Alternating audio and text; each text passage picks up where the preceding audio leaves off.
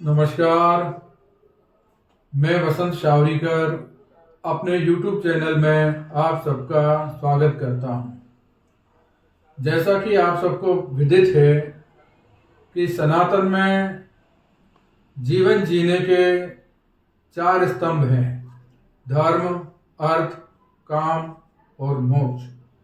इसी तरह से कुंडली को भी 4 भागों में बांटा गया है और ये चारों त्रिकोण हैं। पहला है धर्म त्रिकोण, इसमें पहला भाव, 5वां भाव और 9वां भाव है। दूसरा अर्थ त्रिकोण, दूसरा भाव, 6वां भाव और 10वां भाव। तीसरा काम त्रिकोण, इसमें तीसरा भाव, 7वां भाव और 11वां भाव। और चौथा है मोक्ष त्रिकोण, जिसमें चौथा भाव, 8वां भाव और 12वां भाव समाहित है। आज चर्चा करेंगे अर्थ त्रिकोण के बारे में, यानी दूसरा भाव, 6वां भाव और 10वां भाव। पूर्व में हमने देखा कि जैसे धर्म त्रिकोण में लग्न का महत्व बहुत ज़्यादा है और चूंकि लग्न आप स्वयं हैं, इसी तरह से जीवन जीने के लिए बिना अर्थ के कुछ नहीं होता है, बिना पैसे के कुछ भी नहीं होता है। और जन्म कुंडली का जो दूसरा भाव है, जो धन भाव कहलाता है, लेकिन ये कौन सा धन भाव है? ये उस धन को दिखलाता है जो हमें पूर्व जन्म से प्राप्त है। यानी ये अगर आप हैं पहला भाव, तो दूसरा भाव आपका धन भाव है, आपका कुटुंब भाव है, आपका, चूंकि जो आपको अपने आप प्राप्त हो गया, इसके लिए आपने कोई श्रम नहीं किया, लेकिन वो प्राप्त हो गया। जैसे ये पड़ोसियों का भाव है, आप पड़ोसी तो आपके जो हैं सो हैं, जो बचपन से मिले हुए हैं। ऐसे ही जो आपके परिवारीजन हैं, वो भी आपको जन्म से मिले हुए हैं। जो पैतृक धन है, वो भी आपको जन्म से मिला है। दूसरा बात, यहाँ से जो अपन विचार करते हैं, वो मुख का विचार करते हैं। इसके अलावा वाणी का विचार भी वहां से किया जाता है। इसके अलावा जो भी अपने को पैतृक रूप से प्राप्त होता है, उसका विचार यहां से किया जाता है। तो यहां पर ये भाव कुंडली का महत्वपूर्ण भाव इसलिए भी है क्योंकि यहां अगर शुभ ग्रह होंगे तो वो अच्छी स्थिति होती है, और अगर अशुभ ग्रह होंगे तो वो स्थिति इतनी अच्छी नहीं होती है। अब ये दूसरा भाव है, और दूसरे से 5वां ये 6वां भाव है। और 6वें भाव से हम लोग रोग, ऋण, रिपु, शत्रु, मतलब और परेशानियां देखते हैं। यानी ये दिखलाता है कि यहाँ हमें जो पूर्व जन्म से प्राप्त हुआ है, उससे हमने क्या सीखा। यहाँ पर अगर अशुभ ग्रह हैं, क्योंकि ये भाव परिश्रम दिखाता है। अगर ये धन है तो इसको आप बढ़ा पा रहे हो या घटा पा रहे हो, ये वाला भाव है। और यहाँ आप जो सीख रहे हो, जिस हिसाब से कर्म कर रहे हो, यहां से 5वां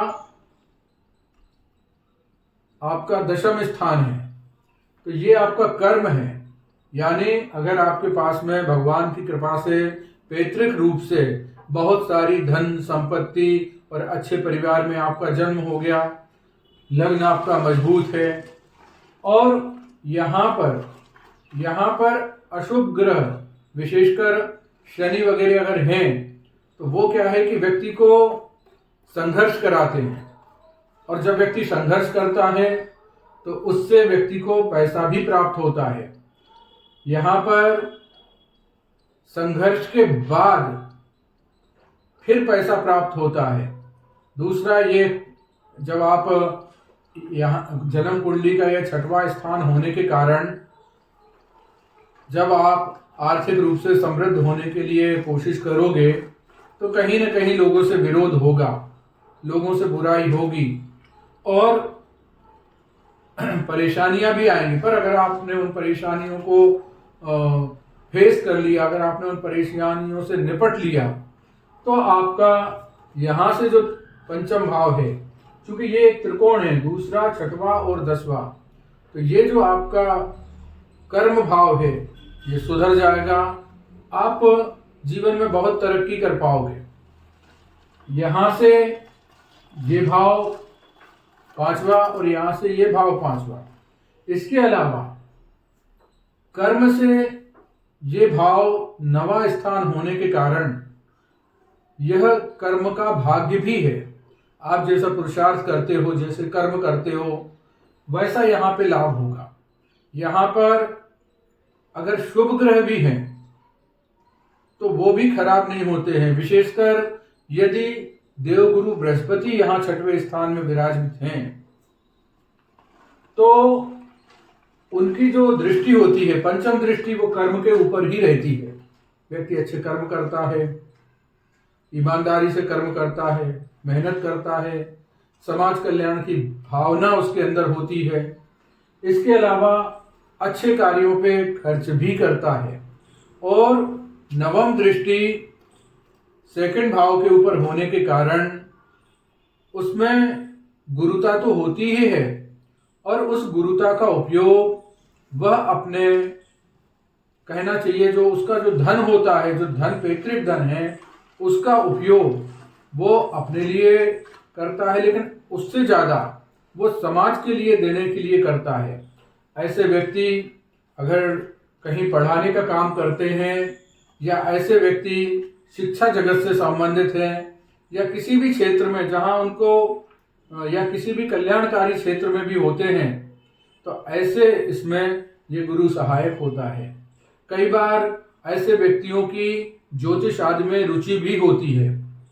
इसके बाद जो 10वां स्थान है, कुछ लोग इसे पिता का स्थान भी कहते हैं, कुछ लोग 9वें स्थान को पिता का स्थान कहते हैं और कुछ लोग ये कहते हैं कि ये चूंकि 9वें स्थान है तो ये पिता का स्थान है और इससे दूसरा ये धन स्थान है, यानी भाग्य से आपको पिता के द्वारा क्या कर्म मिले हैं वो दिखाता है।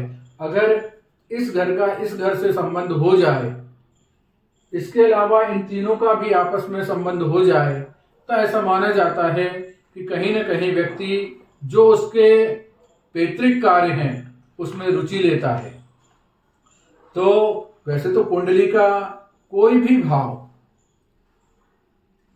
किसी से कम नहीं है, लेकिन फिर भी किसी भी कुंडली में एक अच्छा जीवन यापन करने के लिए लग्न का मजबूत होना जरूरी है, धन का होना जरूरी है, संघर्ष भी जरूरी है और कर्म भी जरूरी है। यदि ये सारी बातें जरूरी है तो शिक्षा भी जरूरी है और उसका भाग्य भी जरूरी है। अगर ये सारी बातें आपको कुंडली में सहायक हैं तो निश्चित तौर पे आप एक अच्छा जीवन यापन करेंगे। आज के लिए इतना ही। नमस्कार।